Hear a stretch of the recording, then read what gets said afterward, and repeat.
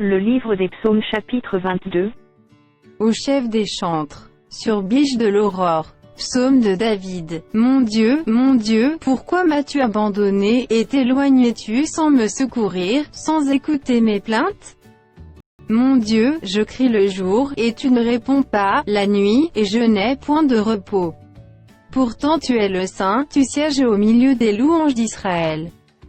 En toi se confiaient nos pères, ils se confiaient, et tu les délivrais.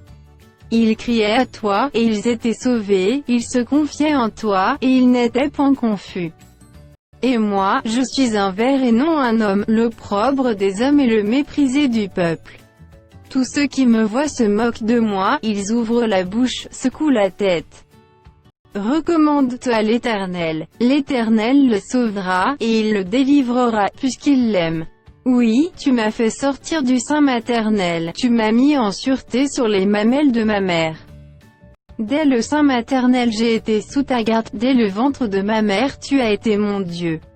Ne t'éloigne pas de moi quand la détresse est proche, quand personne ne vient à mon secours. De nombreux taureaux sont autour de moi, des taureaux de Basan m'environnent. Ils ouvrent contre moi leur gueule, semblables au lion qui déchire et rugit. Je suis comme de l'eau, qui s'écoule, et tous mes os se séparent, mon cœur est comme de la cire, ils se fond dans mes entrailles. Ma force se dessèche comme l'argile, et ma langue s'attache à mon palais, tu me réduis à la poussière de la mort.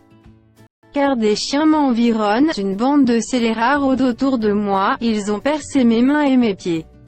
Je pourrais compter tous mes os. Eux, ils observent, ils me regardent. Ils se partagent mes vêtements, ils tirent au sort ma tunique. Et toi, Éternel, ne t'éloigne pas.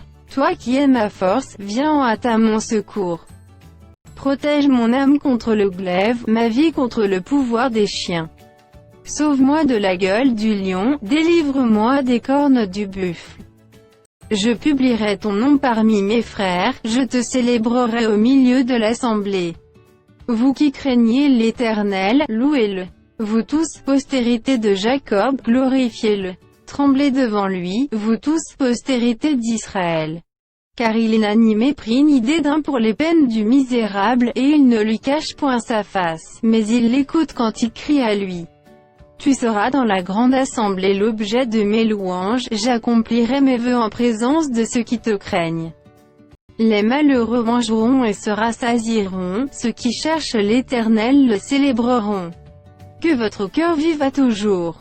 Toutes les extrémités de la terre penseront à l'Éternel et se tourneront vers lui, toutes les familles des nations se prosterneront devant ta face. Car à l'Éternel appartient le règne, il domine sur les nations.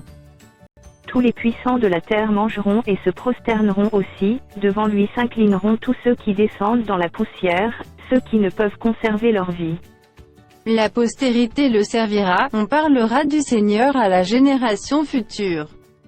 Quand elle viendra, elle annoncera sa justice, elle annoncera son œuvre au peuple nouveau-né.